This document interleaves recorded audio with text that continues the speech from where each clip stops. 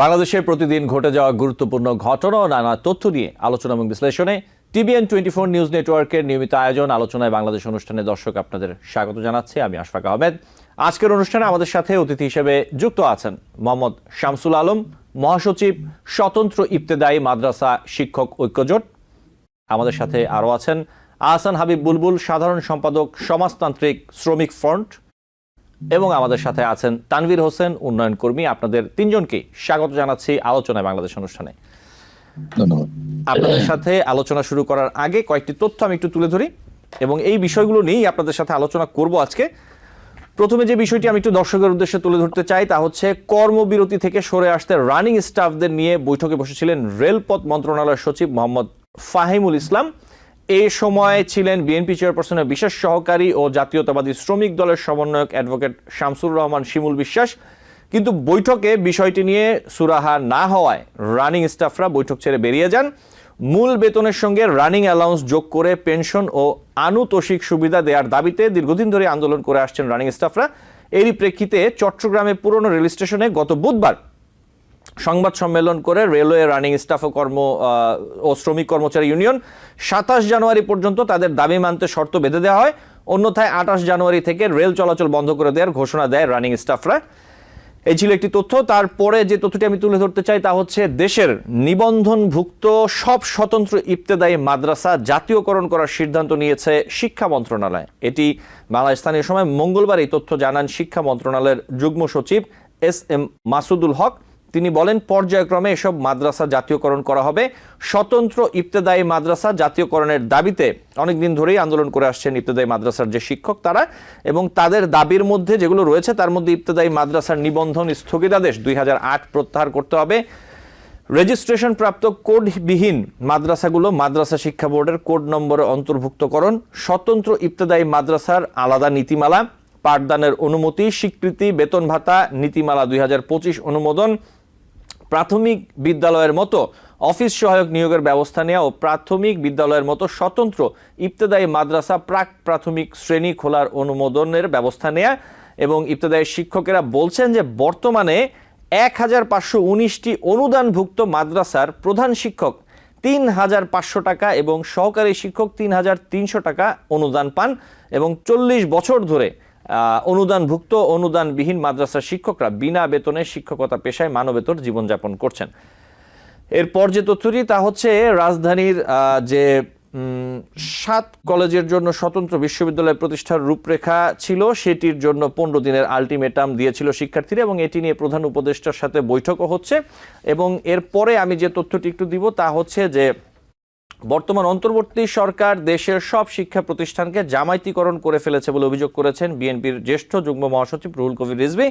তিনি বলেছেন, দেশের বিভিন্ন প্রধান বিশ্ববিদ্যালয়ের প্রধান করা হয়েছে জামায়াতের লোকদের। রিজভী বলেন, 1/11 সময় সরকারকে বলা হতো সেনা সমর্থিত সরকার, বর্তমান ছাত্র জনতার আন্দোলনের সরকারকে বলা হয় একটি বিশেষ দল সমর্থিত সরকার। এ সরকার সব শিক্ষা প্রতিষ্ঠানকে জামায়াতিকরণ করে ফেলেছে, এটা অত্যন্ত ভয়ঙ্কর বিষয়। শিক্ষা মন্ত্রণালয় একটি বিশেষ দল দখল করে ফেলেছে, এটা হবে কেন? তিনি প্রশ্ন রেখেছেন। ঢাকা বিশ্ববিদ্যালয়, রাজশাহী বিশ্ববিদ্যালয়, চট্টগ্রাম বিশ্ববিদ্যালয় সহ শিক্ষা প্রতিষ্ঠানের সবখানে প্রধান দায়িত্বে বসানো হয়েছে জামায়াতের লোকদের, এটি রিজভী তিনি বলেছেন এই বিষয়গুলো। এরপর যে তথ্যটি তা হচ্ছে সরকারি কর্মচারীদের মহার্ঘ ভাতার বিষয়ে সরকার এখনো সিদ্ধান্ত নেয়নি বলে জানিয়েছেন অর্থ উপদেষ্টা সালেউদ্দিন আহমেদ। এমনকি তিনি এও বলেছেন যে মহার্ঘ ভাতার সিদ্ধান্ত কে নিয়েছে তিনি তা জানেন না। সরকার কি তাহলে এই সিদ্ধান্ত থেকে সরে আসলো কিনা, এমন প্রশ্নের জবাবে সালেউদ্দিন আহমেদ বলেছেন, সরকার এই বিষয়ে কখনো সিদ্ধান্ত নেয়নি, অর্থাৎ অর্থ মন্ত্রণালয় থেকে এর ঘোষণা হয়নি। এবং এখানে একটু উল্লেখ করি যে জনপ্রশাসন মন্ত্রণালয়ের জ্যেষ্ঠ সচিব মোহাম্মদ মোখলেসুর রহমান গত 15 ডিসেম্বর সরকারি কর্মচারীদের মহার্ঘ ভাতা দেওয়া হবে বলে জানিয়েছিলেন। এবং এর সাথে আরেকটু যোগ করি এই বিষয় যে রেলওয়ে কর্মচারীদের দাবির পরিপ্রেক্ষিতে তিনি বলেছেন যে সরকার সাধ্যমতো সব দিয়েছে, যেসব দাবি যৌক্তিক ছিল সেগুলো আমরা মেনে নিয়েছি, ওভারটাইম দেওয়া হয়েছে, কিন্তু এখন যদি বলে আরও চাই তাহলে সমস্যা, কিন্তু অনেকেরই অনেক দাবি দেওয়া রয়েছে, এটি বলেছেন সালেউদ্দিন আহমেদ। এই ছিল কিছু বিষয়। আমি চলে যাব আলোচনায়। আমাদের তিনজন আলোচক আছেন আজকে আমাদের সাথে। আমি প্রথমে একটু শামসুল আলম আপনার কাছে আসি যে এই বিষয়টি নিয়ে, এই যে দেশের নিবন্ধনভুক্ত সব স্বতন্ত্র ইবতেদায়ী মাদ্রাসা জাতীয়করণ করার যে সিদ্ধান্ত নিয়েছে বলা হচ্ছে শিক্ষা মন্ত্রণালয়, আপনি সেখানে ছিলেন, সেই আলোচনায় আসলে আপনাদের সাথে কি বলা হলো, কি সিদ্ধান্ত জানানো হলো, কি প্রক্রিয়ায় এই কাজগুলো করা হবে এবং সরকারের পক্ষ থেকে কিভাবে কি ব্যবস্থা নিলে আপনারা মনে করেন যে বিষয়টি কার্যকর হবে? ধন্যবাদ। আজকে সঞ্চালক মহোদয় আপনাকে এবং আমার আলোচক বৃন্দ সবাইকে আমার সালাম, আসসালামু আলাইকুম। আপনি জানেন যে আমাদের ইবতেদায়ী মাদ্রাসা কিন্তু অনেকদিন আগে থেকে, অর্থাৎ পাকিস্তান পিরিয়ডের আগে হয়তো ছিল, এদের নাম ছিল আলাদা। তখন নাম ছিল ফোরকানিয়া অথবা মক্তব, এরকম নয় পরিচিত হতো। 1978 সনে মাদ্রাসা অর্ডিন্যান্স যখন দেয়, মানে সরকার করে 1978 সনে, সেই 78 সনের অর্ডিন্যান্সের 17(2)(b) ধারা মোতাবেক 1984 সন থেকে এই মাদ্রাসাগুলো রেজিস্ট্রেশন দেওয়া ধরে। মক্তব বা ফোরকানি যে মাদ্রাসাগুলো, এটা মাদ্রাসা বোর্ডের নিয়ন্ত্রণে নিয়ে আসে, নাম দেয় স্বতন্ত্র ইবতেদায়ী মাদ্রাসা। তো সে 1984 সন থেকে রেজিস্ট্রেশন দেওয়া শুরু হয়। তখন থেকে মাদ্রাসা ব্যাপক হারে মাদ্রাসা ছিল, এককালে মাদ্রাসা প্রায় 90 সাল পর্যন্ত আসার পরে, 90 দশকের পর্যন্ত মাদ্রাসা হয়েছিল 18,000-এর উপরে।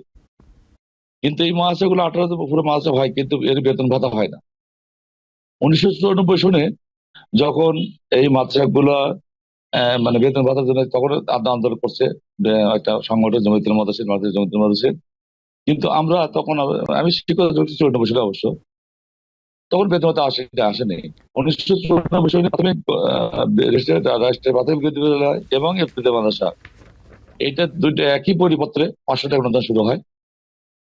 পরবর্তীতে আমাদের 1996 সনে আসার পর মন্ত্রণালয় আলাদা হয়ে যায়, প্রাথমিক মন্ত্রণালয় আলাদা হয়ে যায় আমাদের শিক্ষা মন্ত্রণালয় থেকে। প্রাথমিক রেজিস্টার প্রাথমিক বিদ্যালয় চলে যায় প্রাথমিক মন্ত্রণালয়, আর আমাদের ইবতেদায়ী মাদ্রাসা রয়ে যায় শিক্ষা মন্ত্রণালয়। এই শিক্ষা মন্ত্রণালয় রয়ে যাওয়ার কারণে শিক্ষা মন্ত্রণালয় আর আমাদের কোনো পদক্ষেপ গ্রহণ করে না। প্রাথমিক মন্ত্রণালয় থেকে প্রাথমিক রাষ্ট্রীয় প্রাথমিক বিদ্যালয় ধাপে ধাপে বেতন, প্রথমে 500, 750, 1400, 1950, 2700, 3400, তারপর 5,000, কত, এরপর আস্তে আস্তে বাড়তে বাড়তে শেষ পর্যন্ত 2013 সালের জানুয়ারি মাসে 26,165 মাদ্রাসা তৎকালীন প্রধানমন্ত্রী জাতীয়করণ করেন। আর আমাদের শিক্ষামন্ত্রী থাকার কারণে এই ইবতেদায়ী মাদ্রাসার কোনো ভাগ্যের পরিবর্তন হয় না। সরকার যখন প্রাথমিক মন্ত্রী জাতীয়করণ করেন, তখন আমাদের মাদ্রাসা 2013 সালে 22 জানুয়ারি নুর ইসলাম নাহিদ সাহেব আমাদের বেতন ডাবল করে, 500 টাকা থেকে 1,000 টাকা করে। পরবর্তীতে আমরা তখন আন্দোলন আবার শুরু করলাম। 2017 সালে আবার একটা প্রস্তাব করে অর্থ মন্ত্রণালয়। অর্থ মন্ত্রণালয় তখন বললো যে না, আমাদের দিতে বলা নাই, যার কারণে এটা আমরা দিতে পারবো না। আন্তর্জাতিক বৈঠক করে একটা, তখন আমাদের এই মাদ্রাসাগুলো বেতন 1,000 টাকা থেকে করে 2300 টাকা সহকারী শিক্ষক আর 2500 টাকা প্রধান শিক্ষক।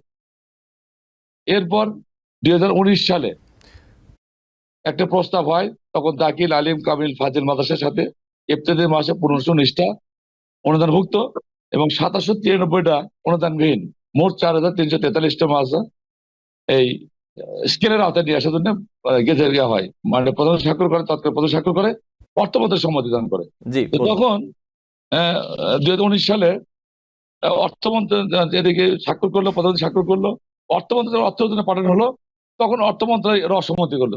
311 কোটি সামথিং টাকা, 311 কোটি কারো সামথিং টাকার একটা বরাদ্দ চাওয়া হলো, অর্থমন্ত্রী টাকা দিল না। অর্থমন্ত্রী টাকা যখন না দিল, তখন 19 সালেই সেই গেজেটটা বাতিল করে দেওয়া হলো। কিন্তু তখন 773 বা 76 মাদ্রাসা, দাখিল আলিম কামিল ফাজিল মাদ্রাসা গুলো বিভক্ত হয়ে গেল নতুন করে। কিন্তু আমাদের ইবতেদায়ী মাদ্রাসা এই 4,312টা মাদ্রাসা আবার বাদ পড়ে গেল। এরপরে আবার আমরা 22 সালে আন্দোলন করলাম। আবার 2022 সালে আবার একটা প্রস্তাব শিক্ষামন্ত্রী থেকে অর্থমন্ত্রী গেল আমাদেরকে, প্রধান শিক্ষক 6,250 এবং সহকারী শিক্ষক 5,750। এর একটা প্রস্তাব অর্থমন্ত্রী গেল। অর্থমন্ত্রণালয় তখন আর এই টাকা না দিয়ে আবার আমাদের করলো কি 1,000 টাকা বর্ধিত করলো, অর্থাৎ প্রধান শিক্ষক হলো 3,500 টাকা আর সহকারী শিক্ষক হলো 3,300 টাকা। এই যে টাকা 3বার মানে বর্ধিত হলো, তখন স্কেলের প্রস্তাব যায়। আমাদের নীতিমালা কিন্তু হচ্ছিল 2018 সালে 18 নভেম্বর, ইবতেদায়ী মাদ্রাসা আলাদা নীতিমালা। সেই নীতিমালা তৎকালীন প্রধান স্বাক্ষর করছে, অর্থমন্ত্রী সম্মতি আছে। এই 2018 সাল থেকে 2024 এখন পর্যন্ত সেই নীতিমালা কোনো বাস্তবায়ন হয় নাই। তো আমরা এই যে আন্দোলন আমরা গেছিলাম, যে আন্দোলন করলাম, যে তখন এর আগে বহুত আন্দোলন করছি, তখন আমাদের 84 সন থেকে 2024 মানে 40 বছর এই 40 বছরে আমরা অনেক আন্দোলন করেছি, অনেক আন্দোলন করেছি, অনেক আশ্বাস দিয়েছে, কিন্তু আশ্বাস প্রতি থাকে, পরবর্তী সেটা ভ্যালিড হয়ে যায়, আর থাকে না। যখন দেখা যায় যে আমরা যোগাযোগ করি, আমাদের নেতৃত্বে যোগাযোগ করি কাজটা করার জন্য, যেটা আমাদের বাজেটের প্রস্তাব দেয়, তখন আমাদের বলে দেয় বাজেট প্রস্তাব পাঠাচ্ছি বা পাঠাবো বা জি করতে হবে, আমাদের তো সব কিছু কাগজ দেখায় না। কিন্তু পরবর্তী দেখা যায় জুন মাস যখন আসে বা শিক্ষা অর্থমন্ত্রী যখন যায়, তখন আপনাকে বাজেট আসে নাই। জি শামসুল শিক্ষা আলম, বাজেট জি শামসুল জি আলম, আমি আবার আপনার কাছে আসবো। আমি যেটি আসলে আপনার কাছে মূলত জানতে চাচ্ছি, আজকে যে আপনারা আলোচনা করলেন, যে বৈঠক হলো, জি এরপরে আপনাদের সরকার আশ্বস্ত করেছেন এবং আপনারা আশ্বস্ত হয়েছেন যে এইবার আপনাদের জি যে দাবি দেওয়া চাওয়া পাওয়া সেটি নিশ্চয়ই পূরণ হবে। জি। না, এই বিষয়ে বলতেছি আমি, যে এটা পূর্ণ আশা করছি এই কারণেই, যে তখন আমরা যখন আন্দোলন করেছি 2-3-4 দিন পরে আন্দোলন করার পরে দলীয় সরকার তখন বলছে যে এরা জামাতের দোষ, জামাতের প্রোডাক্ট হবে আর কি। এই ইফতেতে মাসে ডেভেলপ করা হয়, এখান থেকে যে প্রোডাক্ট ছাত্র বাড়াবে, যা ছাত্রছাত্রী তৈরি হবে, সব জামাতের প্রোডাক্ট হবে। এটাই ছিল আমাদের ট্যাগ। সব বিশেষ করে দীপুমণি, নওফেল, এরা পরিষ্কার বলতো যে ইফতেতে মাসে আমাদের ডেভেলপ করি, এখান থেকে জঙ্গি তৈরি হবে এবং জামাত তৈরি হবে। এই কারণে আমাদের কোনো ডেভেলপ করে নাই। জি যখন এই ঠিক এই জায়গায় শামসুল আলম, জি আমি আবারও আপনার কাছে নিশ্চয়ই আসবো। আমার আরো দুজন অতিথি আছে, তাদের কাছে আমি একটু যেতে চাই, আপনার কাছে আবার আসবো নিশ্চয়ই। আমি একটু যেতে চাই আহসান হাবিব বুলবুল, আপনার কাছে যে বিষয়টি নিয়ে আপনি নিশ্চয়ই দেখেছেন যে মূল বেতনের সঙ্গে রানিং অ্যালাউন্স যোগ করে পেনশন আনুতোষিক সুবিধা দেওয়ার দাবিতে আন্দোলন করছেন রানিং স্টাফরা, এবং এই দাবি দেওয়াগুলো বিষয়ে আপনি আসলে কি বলবেন, যে তাদের এই দাবি দেওয়াগুলো আপনি কিভাবে দেখছেন? সাথে আমি একটু যোগ করি, তা হচ্ছে যে অর্থ উপদেষ্টা সালাউদ্দিন আহমেদ তিনি কিন্তু বলেছেন যে সরকার সাধ্যমতো সব দিয়েছে, যেসব দাবি যৌক্তিক ছিল সেগুলো আমরা মেনে নিয়েছি, ওভারটাইম দেওয়া হয়েছে, কিন্তু এখন যদি বলে আরো চাই তাহলে সমস্যা। তাহলে এই সমস্যা হলে সমাধান কিভাবে হবে? আহসান হাবিব বুলবুল। জি, প্রথমে আমি ধন্যবাদ জানাচ্ছি টিভি24 কে আমাকে কথা বলার সুযোগ দেওয়ার জন্য। আমি ধন্যবাদ জানাতে চাই যে আজকের সঞ্চালক, দর্শক শ্রোতা এবং আমার সহ আলোচক প্রত্যেকেই আমার পক্ষ থেকে এবং আমার সংগঠনের পক্ষ থেকে শুভেচ্ছা জানাচ্ছি। আপনি যে কথাটি বলেছেন সেটা আজকের দেশের যে আলোচনার একটি আলোচিত বিষয়। উম, আমি সাধারণভাবে যে বিষয়টি মনে করি সেটি হচ্ছে, এবং আমাদের দেশে যে বিদ্যমান আইন আছে, শ্রম আইন রয়েছে এবং যে প্রথা রয়েছে, সেই প্রথা অনুসারে কোনো শ্রমিককে যে সুবিধা সে পায় সেই সুবিধাকে কার্টেল করা যায় না। আপনি বলেছেন, রেফারেন্স দিয়েছেন এবং আপনি এই পত্রিকাতেও এই বিষয়গুলো সংবাদ এসেছে যে এই ট্রেনের যে স্টাফরা এই সুবিধাটি পেতেন সেটি হচ্ছে 162 বছর পূর্বের সুবিধা। তাহলে ব্রিটিশ আমল থেকে এটি চলে আসছে, এবং এই যে স্টাফ, সেই স্টাফের পরিমাণ হচ্ছে সব মিলিয়ে মাত্র প্রায় 3000 জন। আর যারা চালক তারা রয়েছেন 1000-এর কিছু বেশি, এবং যারা গার্ড এবং টিটি সেই সংখ্যাটি 1900 জন। এবং মানে খুব সাধারণ ব্যাপার যে একজন এই চালক যখন তিনি ডিউটি করছেন, তিনি আসলে 8 ঘন্টার মধ্যে তার ডিউটি যদি সে থামিয়ে দেন, তাহলে আসলে আমরা কেউই গন্তব্যে পৌঁছাতে পারবো না। তাহলে আমাকে গন্তব্যে পৌঁছানোর জন্যই তিনি যে সার্ভিসটা দিচ্ছেন সেই সার্ভিসের কম্পেনসেশনটাই আমাকে দিতে হবে। সাধারণ অবস্থাতে এই যারা এই চালক হিসেবে কাজ করছেন, রানিং স্টাফ হিসেবে কাজ করছেন, তারা প্রত্যেকেই মানুষ, কিন্তু তাহলে তারা মানুষ হিসাবে সে যে দায়িত্বটি নিচ্ছেন, তার ব্যক্তি জীবন এবং তার যে শারীরিক অবস্থান, এই দুইটির উপরেই তিনি কিন্তু চাপ নিচ্ছেন। তাহলে এই যে চাপ, সেই চাপের জন্য কিন্তু তাকে ক্ষতিপূরণ দিতে হবে। তো সাধারণ অবস্থাতেই কিন্তু আমাদের যে শ্রম আইনে যে বিষয়টি আছে সেটা হচ্ছে 8 ঘন্টার পরবর্তীতে কাজ করলে তার যে মূল বেতন তার দ্বিগুণ হারে মজুরি দিতে হবে। এর পরেও যদি তাকে নাইট কাজ করতে হয়, তাহলে সেই নাইটের জন্য কিন্তু প্রত্যেকটি ক্ষেত্রে একটা আলাদা অ্যালাউন্স রয়েছে, যেটি ওভারটাইমের সাথে অ্যাড করতে হয়। তাহলে এই বিষয়টি রেলের যে স্টাফরা তারা যে আজকে যে সুবিধাটি চাচ্ছে, সেই সুবিধাটি এবং প্রকৃতপক্ষে আইনগতভাবে তাদের যে পাওনাটি রয়েছে, এটি খুব বেশি পার্থক্য নেই। একটি বিষয় রয়েছে, সেটি হচ্ছে যে তারা বলছেন যে পেনশনের পরেও তাদের এই যে বাড়তি যে বেতনটি পান, তারা যে কাজ করেন সেই কাজের একই হারে সেখানেও আনুতোষিকটা তাদেরকে দিতে হবে। তো সেক্ষেত্রেও কিন্তু ব্রিটিশ আমলেও কিন্তু সেখানে তাদেরকে 75% সেই আনুতোষিকের যে দাবিটি সেটি সেখানে ছিল। আমরা বিগত সরকারের শাসনামলে, যেটাকে আমরা ফ্যাসিস্ট সরকারের কথা বলছি, যাদের বৈষম্যের প্রেক্ষাপটেই এই গণ অভ্যুত্থান সংগঠিত হলো, আমরা দেখেছি যে আসলে প্রত্যেক ক্ষেত্রেই তারা একটা সিন্ডিকেটেড তার অংশ হিসাবে সরকার ভূমিকা পালন করেছে, এবং সাধারণ মানুষকে বঞ্চিত করে তাদের স্বার্থ রক্ষা করেছে। স্বাভাবিকভাবেই ট্রেন, এই যে অবস্থানটি, এটি স্বাধীনতা যুদ্ধের পরবর্তী বা ব্রিটিশ আমল থেকে এই যে ট্রেনের যে পরিবহন লাইনটি ছিল, সেই অবস্থানটা কিন্তু আমাদের দেশ স্বাধীন হওয়ার পরে এটা আরো প্রসারিত হওয়ার কথা ছিল।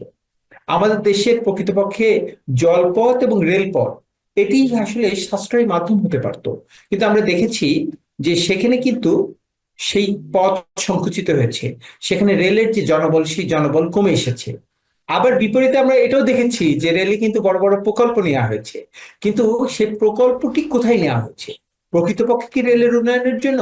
প্রকৃতপক্ষে রেলের উন্নয়ন হলে তার জন্য কিন্তু আগে ইঞ্জিন লাগবে, তার যে অন্যান্য যে অবকাঠামোগুলো রয়েছে, তার যাত্রাপথের যে নিরাপত্তার অবস্থার বিষয়গুলি রয়েছে, সেগুলোর জন্য যে পরিকল্পনা, আমরা সেই পরিকল্পিত উন্নয়নের পরিবর্তে আমরা প্রকল্প দেখেছি লুটপাটের প্রকল্প। ফলশ্রুতিতে সেই কারণেই কিন্তু আমরা আবার এটিও দেখেছি যে রেলের উপরে লোকসানের যে দায় সেটিকেও চাপানো হচ্ছে। তো প্রকৃতপক্ষে আসলে যে ব্যবস্থাপনার যে ব্যর্থতা, সেই ব্যবস্থাপনার ব্যর্থতার জন্য রেলের যে লোকসান, সেই লোকসান, এখন সেই লোকসানের দায় আপনি যারা শ্রম দিচ্ছেন তাদের কাঁধে যদি চাপাতে চান, সেটি নিশ্চয়ই ঠিক নয়।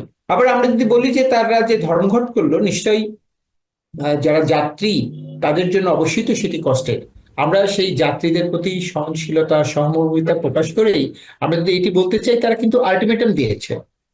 তারা 7 দিনের কথাটি বলছে, এটি কিন্তু প্রথম 7 দিন না, তারা 94টি চিঠি দিয়েছে রেলওয়ে মন্ত্রণালয়কে। তারা ইতিপূর্বে 17বার বৈঠক করেছে। তাহলে জি 17বার বৈঠক, 94টি চিঠি দেওয়ার পরেও যদি সুরাহা না হয়, তাহলে স্বাভাবিকভাবেই তারা তাদের নিরাপত্তার জন্য তাদের যে কর্মসূচি, সেই কর্মসূচির জি কথাটি হাবিব ভাবতে পারে। বুলবুল, জি আমি আপনার কাছে আবারও আমি আসবো। লাস্ট একটি কথা বলে এই জি পর্ব শেষ করছি। জি সর্বশেষ কিন্তু ওনারা বলছেন যে যদি অর্থ মন্ত্রণালয় এবং রেল মন্ত্রণালয় মিলে 7 দিনের মধ্যে এটি সমাধান করবেন বলে তাদেরকে প্রতিশ্রুতি দেন, তাহলে তারা এই কর্মবিরতি প্রত্যাহার করবেন। তাহলে স্বাভাবিকভাবেই এখন যে সরকার, সেই সরকার যে প্রতিশ্রুতি দিয়ে ক্ষমতায় এসেছেন, তার প্রতি স্বাভাবিকভাবেই যেখানেই যারা বৈষম্যের শিকার হয়েছে, যারা বঞ্চনার শিকার হয়েছে, তাদের মধ্যে কিন্তু সেই আগ্রহের জায়গাটি, প্রত্যাশার জায়গাটি তৈরি হয়েছে।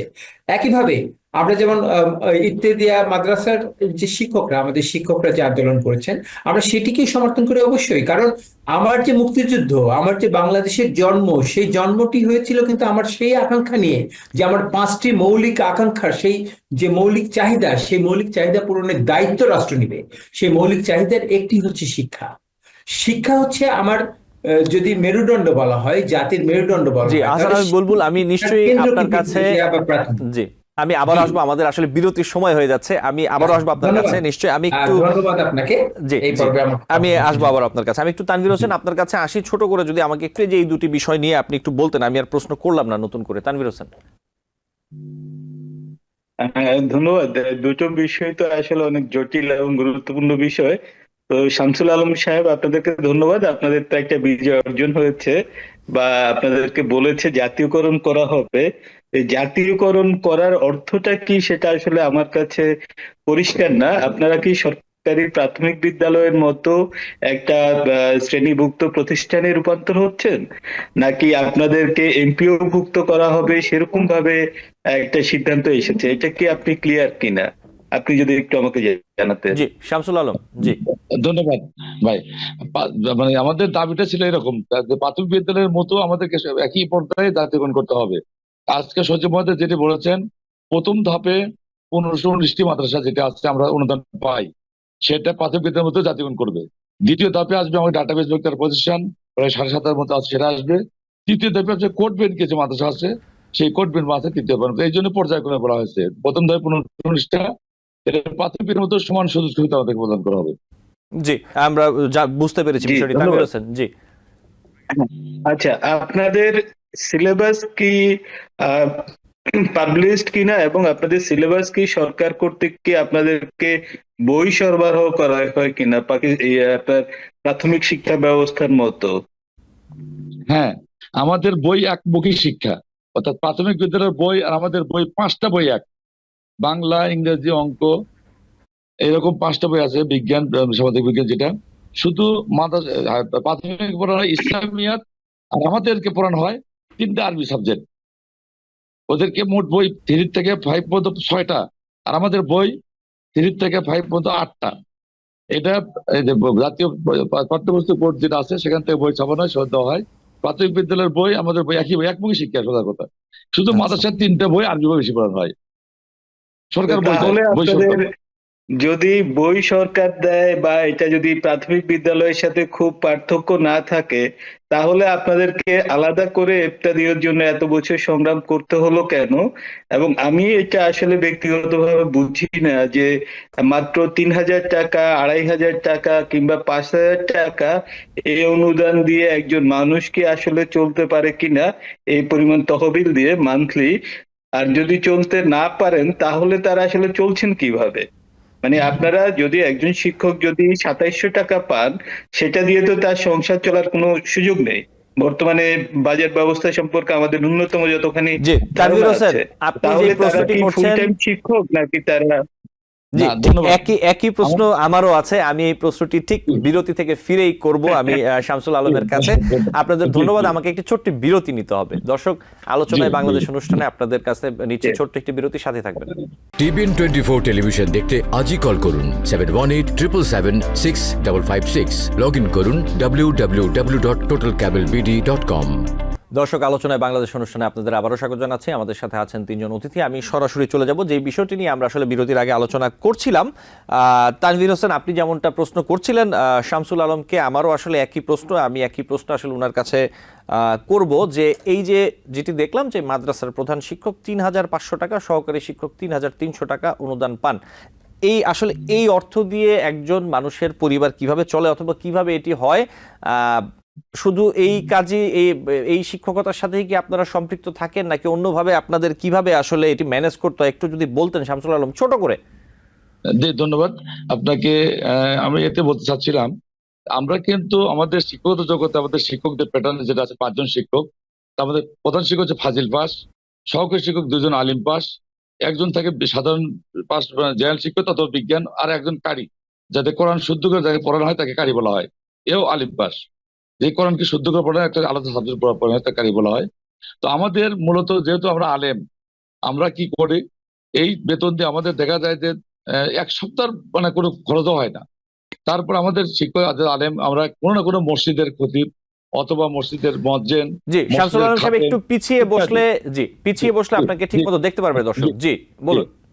তো আমরা আমাদের মানে আমাদের যেহেতু আমরা যেহেতু আলেম, এই হিসেবে আমরা কোনো না কোনো মসজিদের খতিব, মসজিদের ইমাম, মসজিদের খাদেম, এই আমাদের মসজিদ ভিত্তিক হচ্ছে এটা, মানে বেশিরভাগ শিক্ষক আমাদের। অথবা কেউ দেখেন ইসলামিক ফাউন্ডেশন যে মসজিদ ভিত্তিক আছে, শিশু শিক্ষা যেটা আছে পড়ানো হয়, এখানে তারা লেখাপড়া করায়। মূল কথা যে আমাদের বেতন দিয়ে আমাদের সংসার চলে না। জি, আমাদের পাশাপাশি যে কোনো একটা পেশায় থাকতে হয়। কেউ বা জি। কোনো দোকানে চাকরি করে, পার্ট টাইম মাঝে বিকালে চাকরি করে, স্কুল বাদে। জি শামসুল আলম, আমি বুঝতে আমাদের পেরেছি, নিশ্চয়ই আসবো আপনার কাছে। তানভীর হোসেন, জি বলুন।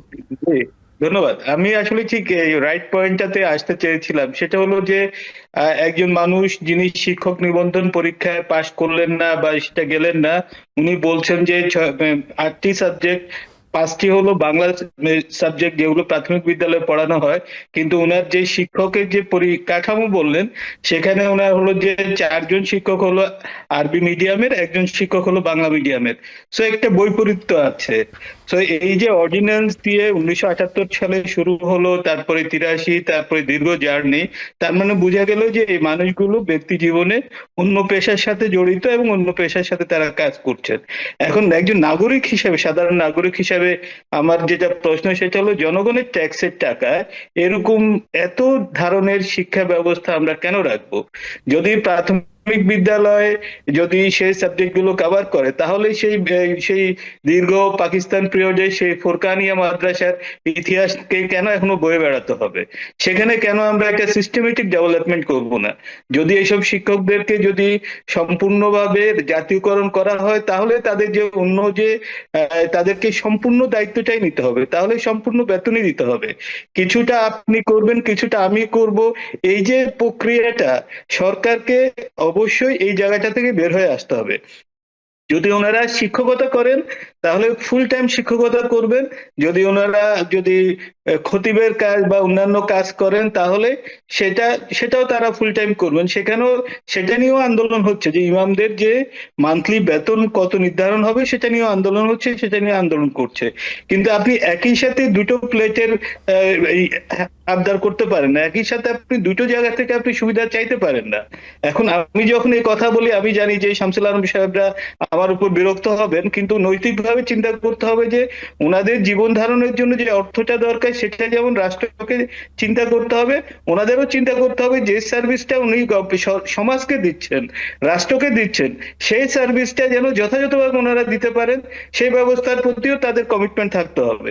সো এখানে আমি মনে করি যে দুই পক্ষেরই আরো সহনশীল আচরণ করতে হবে, এবং সরকার এই যে 38 বছর 40 বছর ধরে একটা বিষয়কে ঝুলিয়ে রাখা হয়েছে এটাকে আমি সমর্থন করি না। আমি মনে করি যে বিষয়টাকে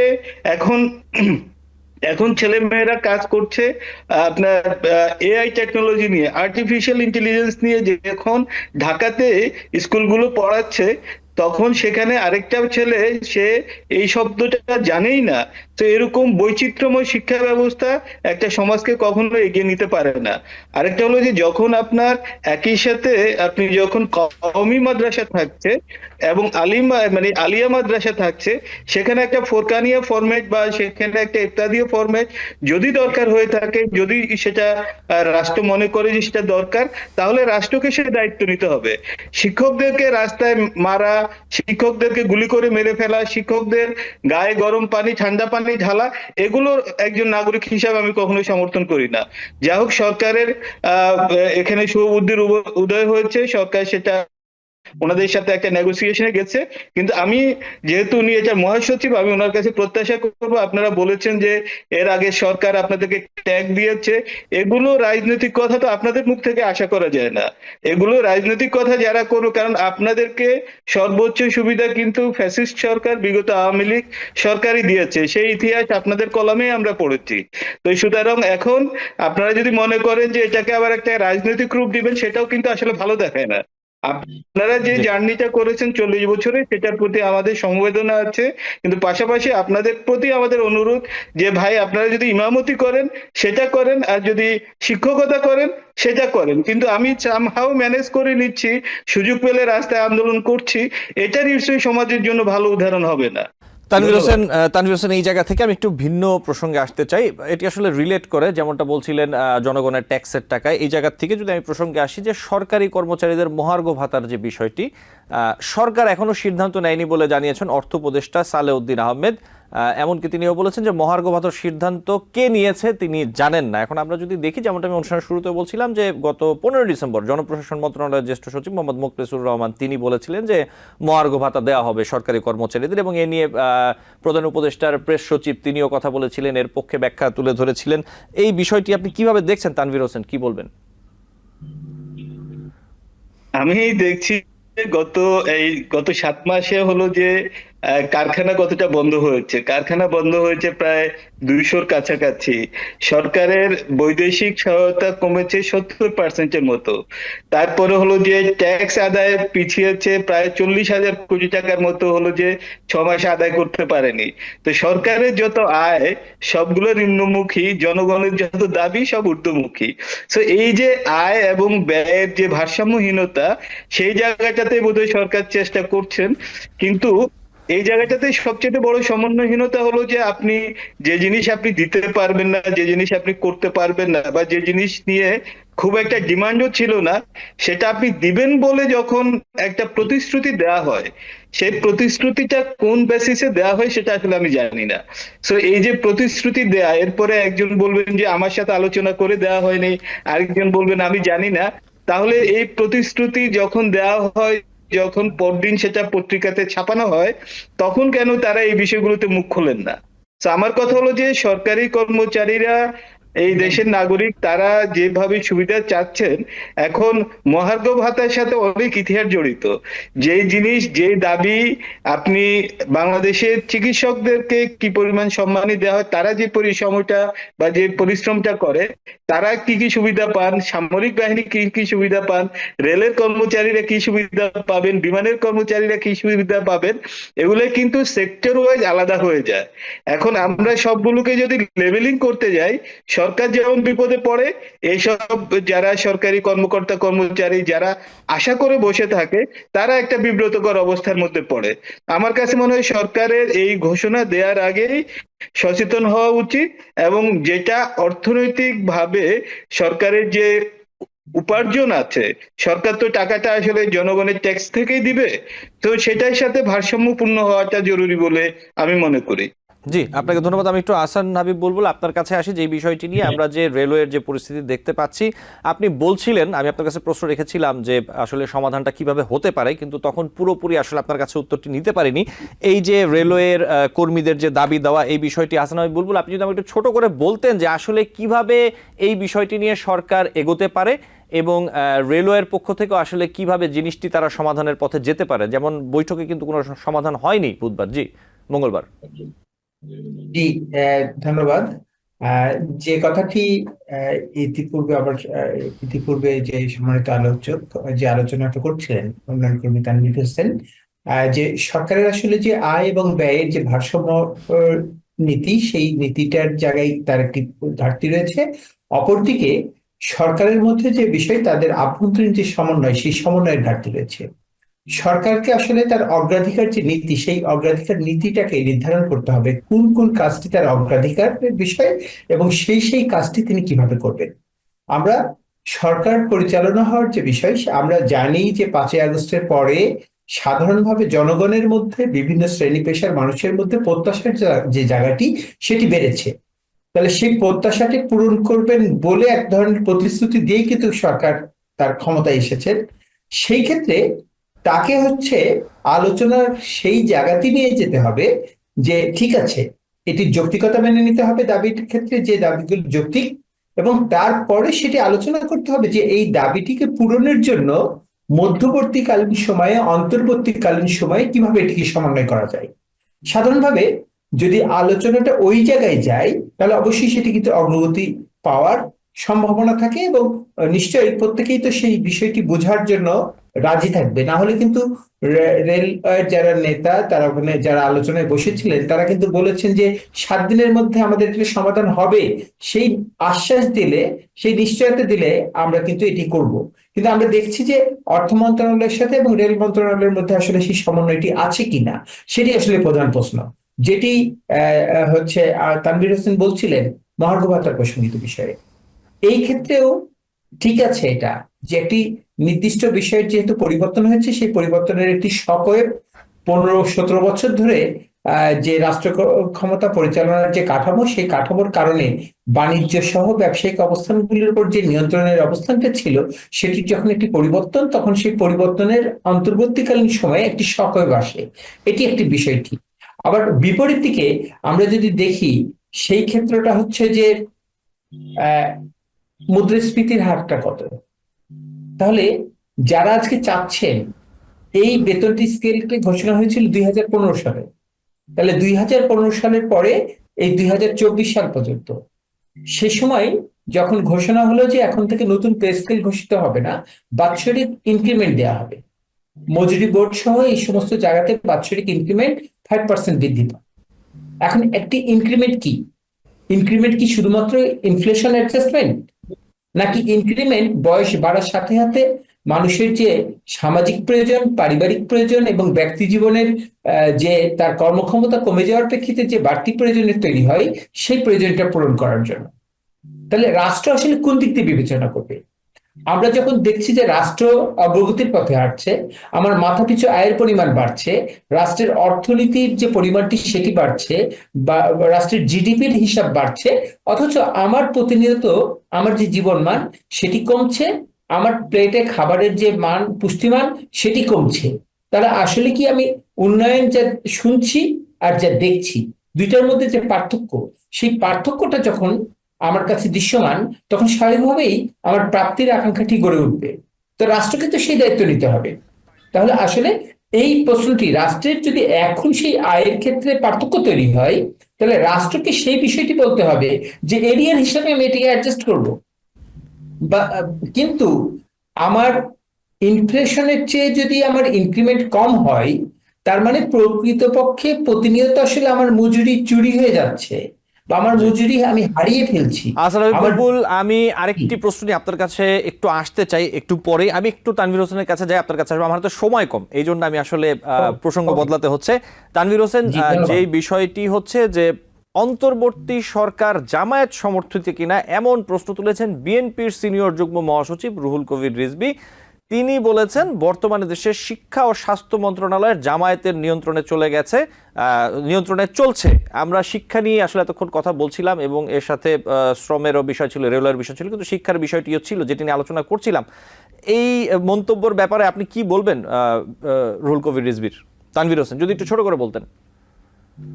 জি, রিজভী সাহেবরা যেটা বলেছেন সেটা তো ওনাদের হতাশা বেরিয়ে এসেছে।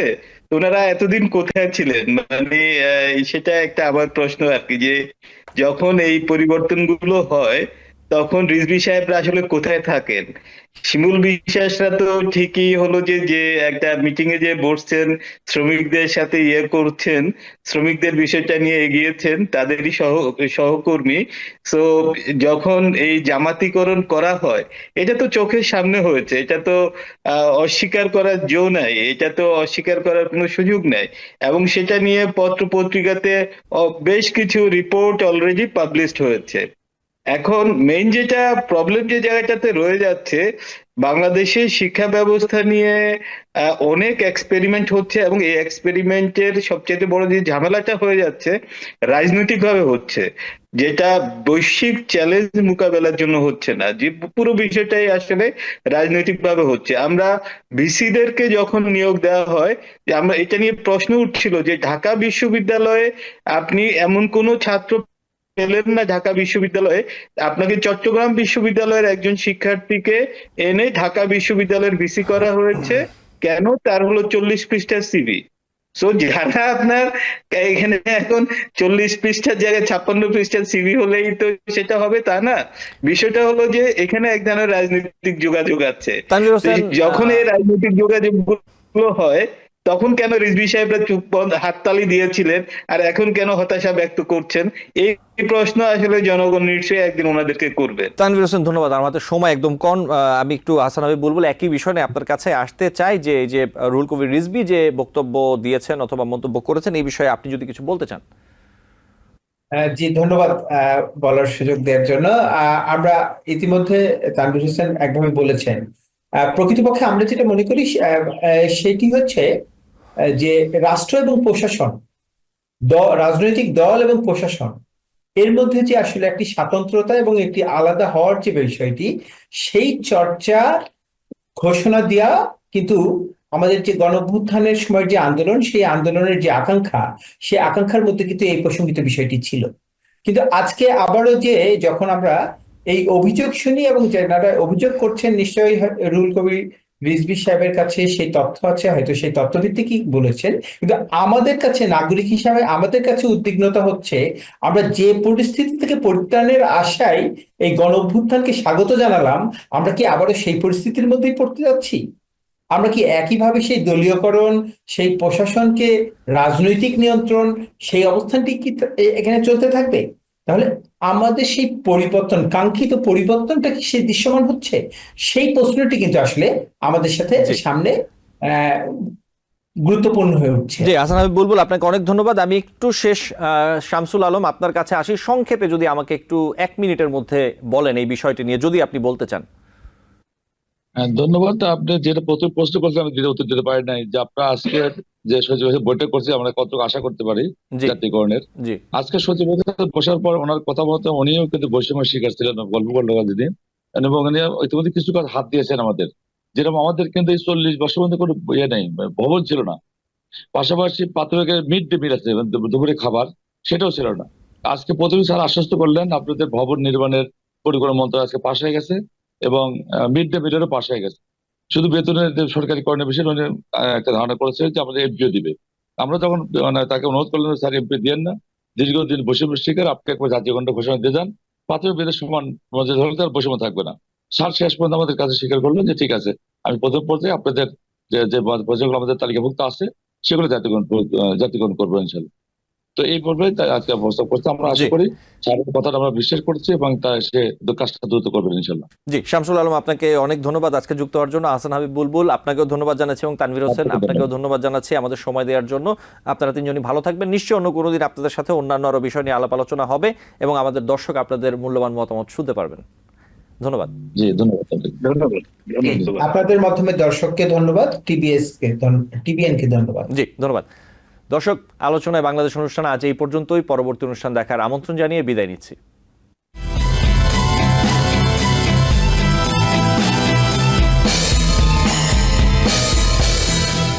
টিভিএন 24 টেলিভিশন দেখতে আজই কল করুন 7187776556। লগ ইন করুন www.totalcablebd.com। নিউ ইয়র্ক থেকে সম্প্রচারিত টিভিএন 24 টেলিভিশন বিশ্বজুড়ে বাঙালির কণ্ঠস্বর।